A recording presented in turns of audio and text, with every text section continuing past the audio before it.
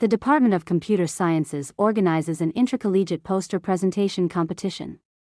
The competition was conducted based on the theme IT for One Earth, uniting one family, shaping one future. The topic emphasizes the role of information technology, IT, in fostering global unity and sustainability. It also highlights the transformative potential of information technology in addressing global challenges while bringing people together as a united human family.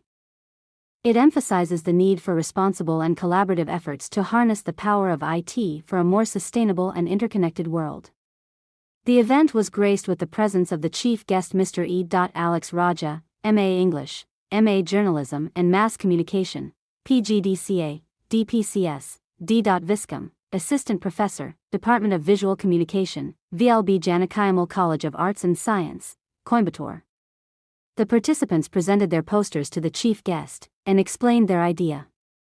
Among 53 registered participants, Kaviya N. and Aiswarya Lakshmi M.K. of I.M.Sc.